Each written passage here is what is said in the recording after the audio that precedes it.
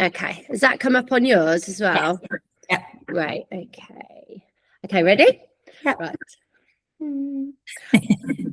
Okay. So hello and welcome to the Mothership podcast with me, Lou Nevitt. And I'm very excited today because I am joined with a now friend of mine, I would say, Beth.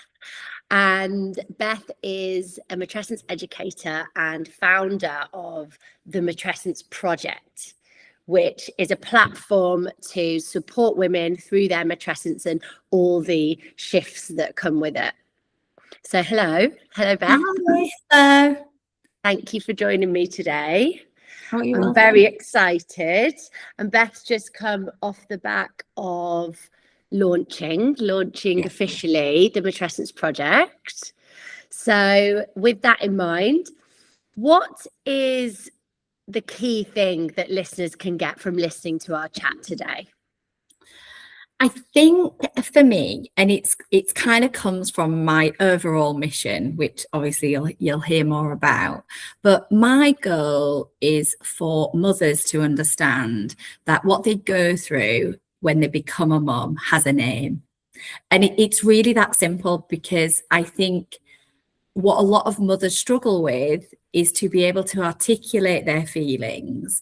And for me personally, as soon as I understood that the transition I was going through had a name and it was called matrescence, that in itself, just that really simple thing, I just felt like this weight had been lifted, like I had a word to be able to talk to my husband about, explain to my family, explain to my friends. So for me, there are depths of matrescence that are just incredible to learn about, which obviously we know, but it's a lot higher level than that for me. For me, it's just been able for women and the families that support the women to have a word, the power of the word to put to their feelings is amazing. Absolutely. And I can definitely relate to that as well. We spoke previously about that and how hearing the word matrescence and knowing that there is a word for what you're experiencing, it's just a complete change, isn't it? It just really makes you feel recognized and kind of validated a bit, and like you're not going crazy. Yeah, like 100%. And like when I'm talking to people from an education point of view, I think it's really important for people to understand that matrescence in terms of the transition can look very, very different. And I think that's where some of the problems are born, because even though matrescence is universal in that every single mother goes through it, I think the important thing is to understand that every single mother's journey looks different. So it's universal but individual, which kind of like plays with your mind in its own. But when you understand that, I think when we look at mums and often compare ourselves to mums, it can be quite hard, because the struggles of the mum across the road that you're looking at thinking, oh my God, like she's got it all together, possibly in that moment, or possibly that her struggle is different to your struggle. So when you look at her, you're thinking, oh, she's doing really great, she's in a bikini, and I just don't feel right in my own body. Actually, that the body thing might be something like she's not struggling with and you are, but then you're back to work and really enjoying your career, and she's having an absolute meltdown in that sense. So I always say, like, just because your hard looks different to my hard, it doesn't mean it's any less hard. Absolutely, yeah. It's so true. Yeah, I just think that's what makes it sometimes difficult to be able to talk about matrescence, is because all of our struggles and shifts and changes can look quite different. It is quite hard to compare and have those quite open conversations, which is why when you add the name of matrescence to it, it just helps. It helps mums, I think, be able to like verbalize and explain their feelings in a way that they just didn't have the words for. So it's like having that common language for me is just a real game changer. Going back to that comparison point, like looking at somebody else and yeah, they might not be struggling with the same thing you are, but it's quite likely they've got something else. I think that whole looking next door or looking at your family maybe or your friends and what they're going through and not feeling like they're having as hard a time as you, that can really be something that causes women to kind of go into the dark hole, really, right? Because if you aren't able to even vocalize what you're worried about, or think, right, oh God, I can't talk to my sister about that because she's got it all together and she's not struggling at all, so I don't want to say anything. Do you think by having that word that it would give women more confidence to be able to address friends, family, or whatever, people that they maybe otherwise wouldn't share with? Yeah, definitely. So I think there's layers to it, but I think having the word and understanding every mother goes through it is like step one. Step two is understanding that even though we all go through it, our journeys through it are different. And obviously, like we know, the neurological twin of matrescence is adolescence. And I think sometimes if you explain it in the way that when a teenager goes through adolescence, the symptoms, if you want to call them that, or the journey through adolescence, you know, you might have one boy, teenager, who struggles with his skin and with acne, and that's his real kind of like the change that he's seeing. Whereas his friend is sat there kind of punching walls with an anger management issue, and he's actually quite placid, but his skin is just breaking out. So one's quite a physical symptom, one's the anger thing could be quite a hormonal, emotional symptom. And actually they're both navigating adolescence. And I think if we apply that same thinking to matrescence, like you say, if we understand we all go through it, but the journey through it, the changes and shifts that each mum feels and has to navigate is different, I think we become a lot more sympathetic and a lot more empathetic to understand that sometimes just because you don't see a mum struggling like you struggle doesn't mean she isn't struggling with something within her matrescence journey. Mm.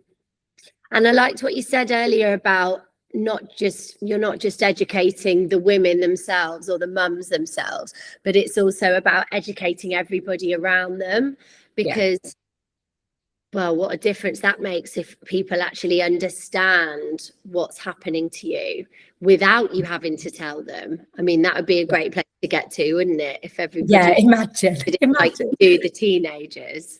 Yeah, I am passionate about that. Like I see it as like the core of who needs to understand matrescence is obviously mothers. Like mothers need to understand matrescence and understand it to a depth that, because we're going through it and they are going through it and you need to understand it.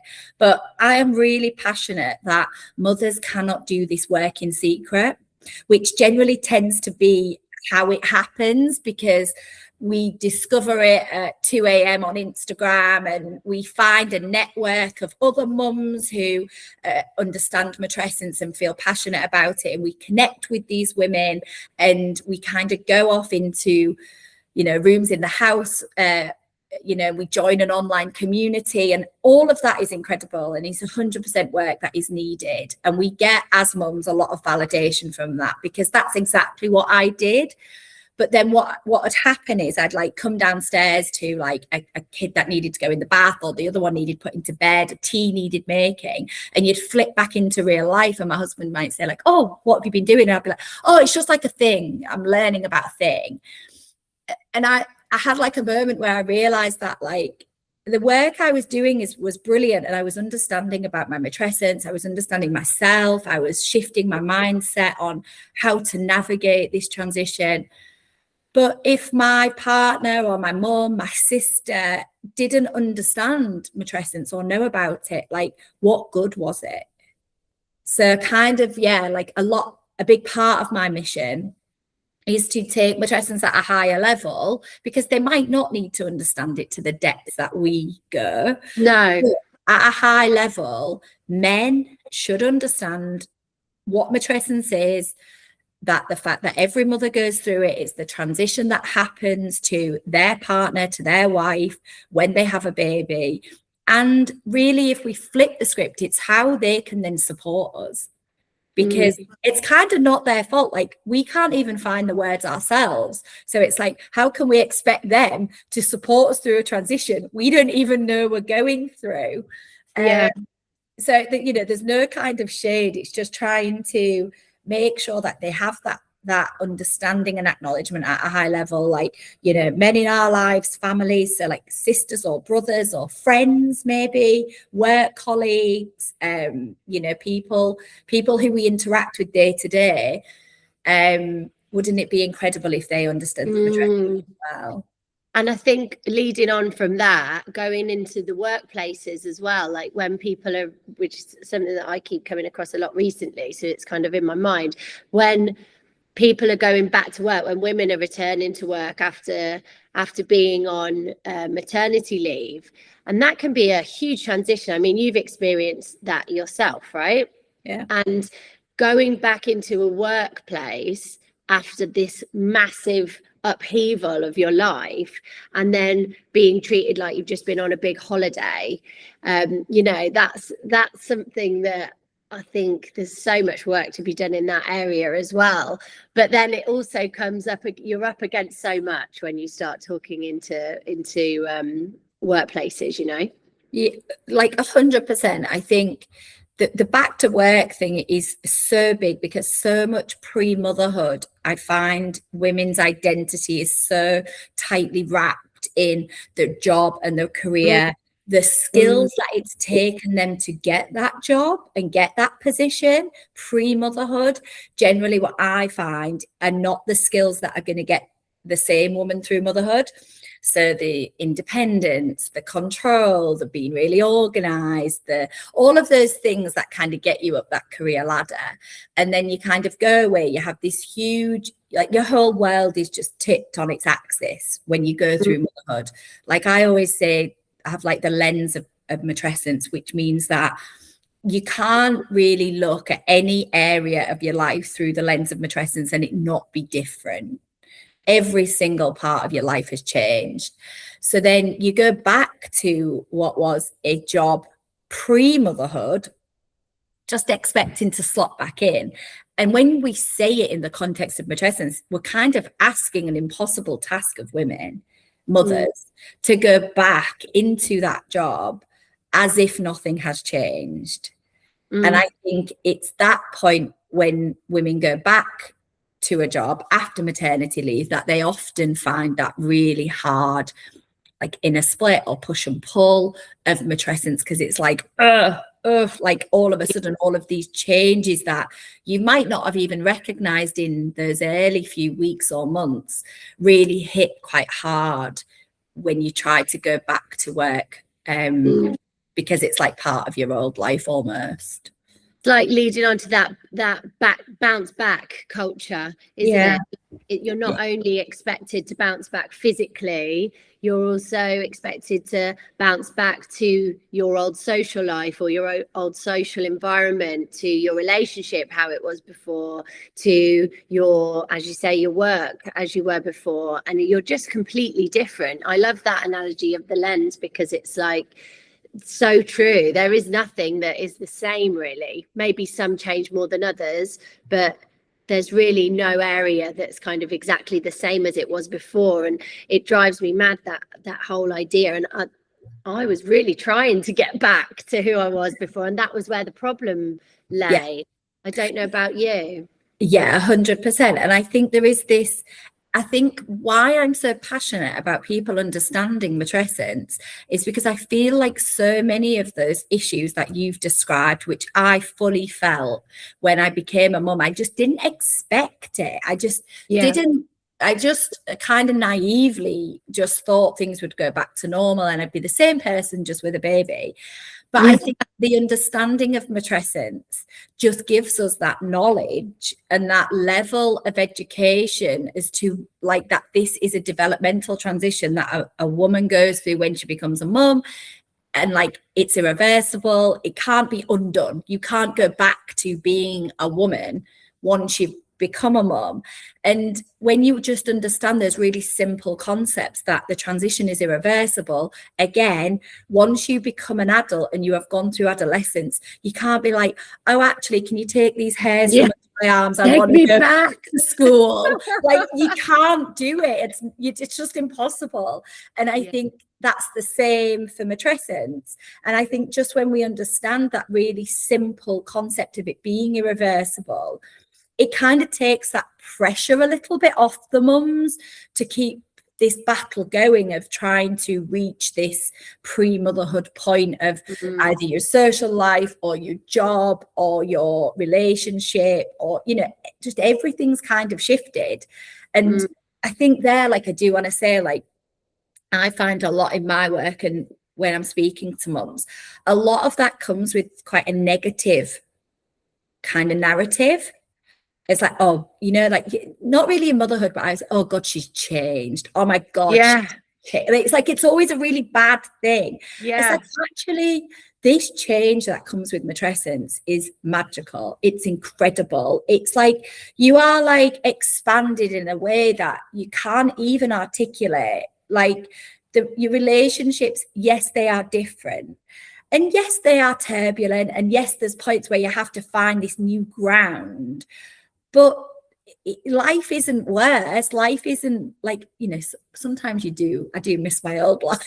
I've got to admit. Like, wouldn't it be nice to just, like, let your hair down? And I talk about, like, one thing I really miss, or one of the main things, is like freedom, spontaneity, being, like we spoke about, being adventurous. And I do miss those things.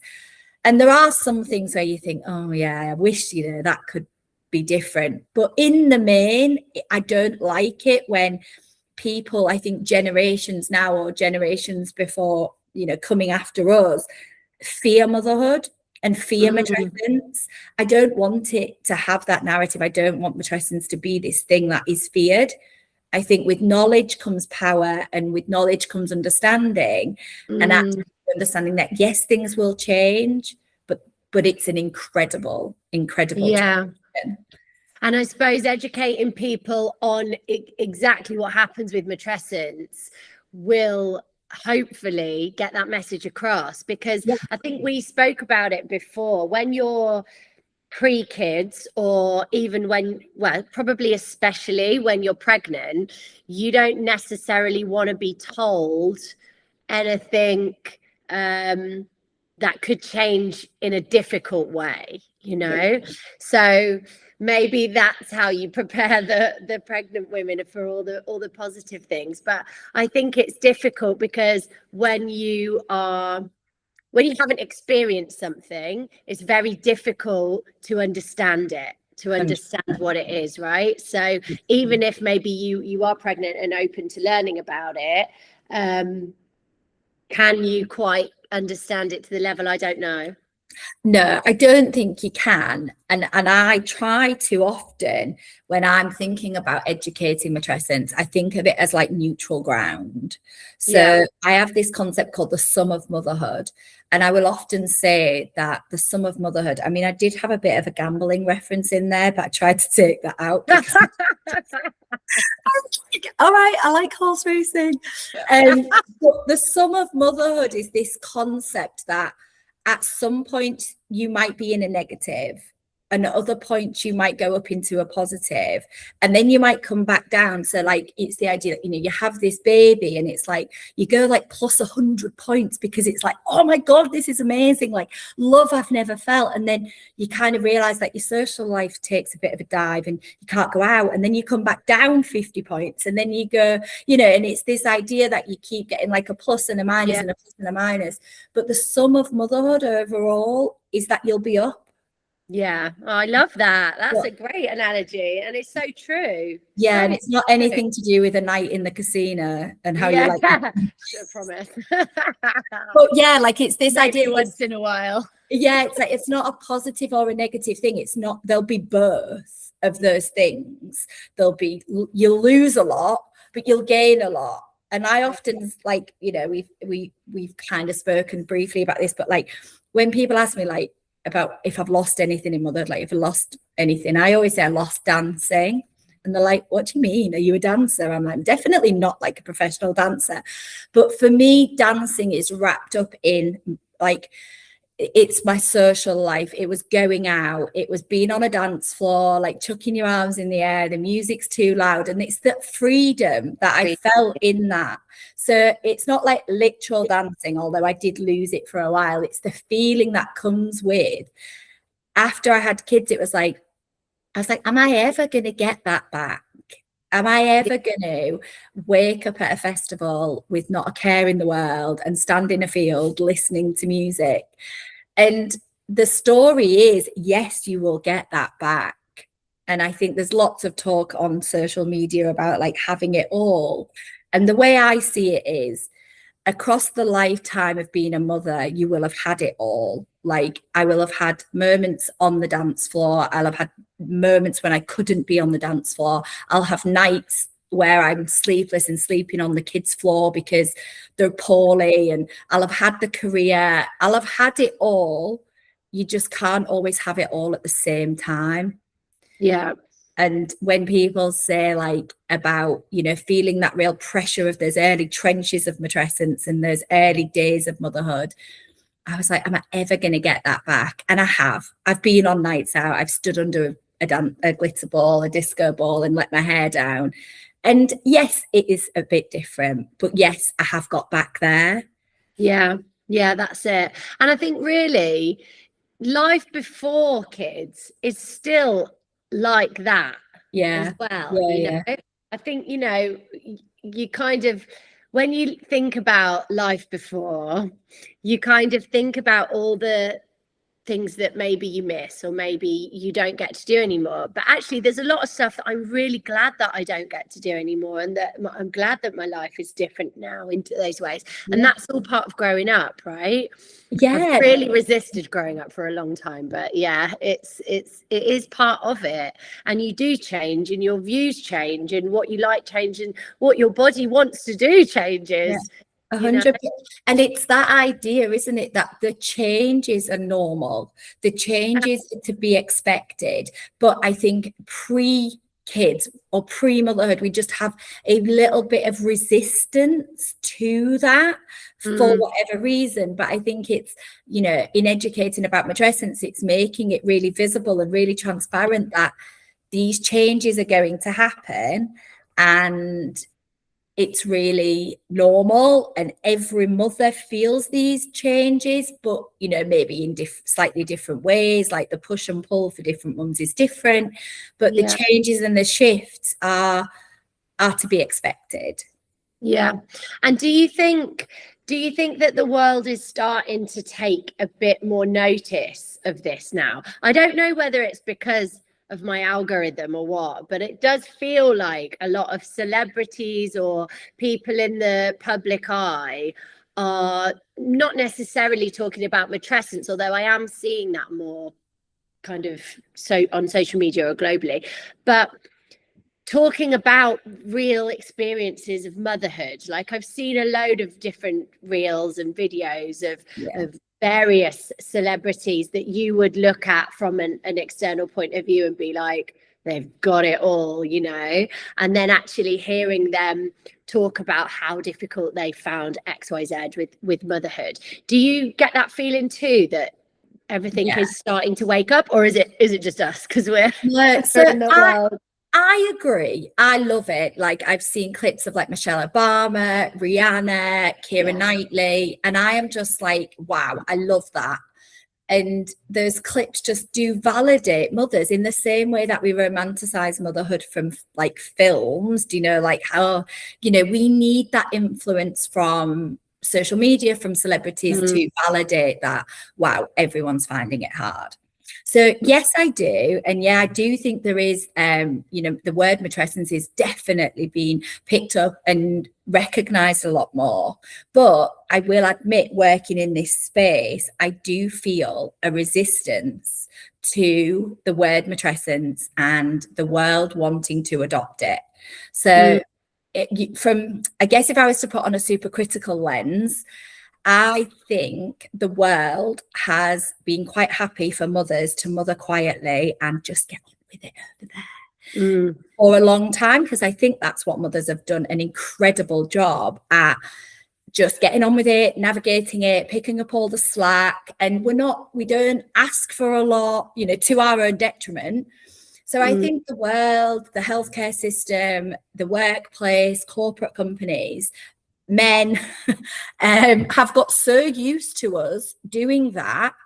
The surgence of a bit like celebrities and people say, actually, this is really hard. Like, I've really struggled with this. And then that kind of filters down, and, you've got mums then being able to verbalize this transition that they're going through, putting the hand up and asking for help.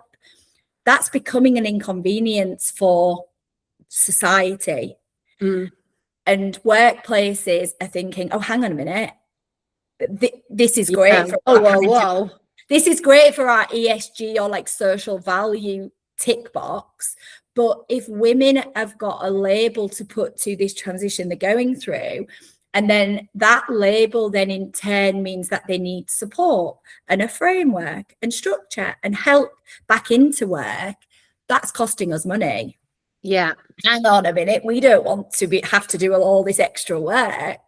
And so if I'm super critical, I think there is a resistance to wanting to adopt matrescence. And I liken it to how menopause used to be when it wasn't spoken about, and women just used to navigate that silently and really just get on with it.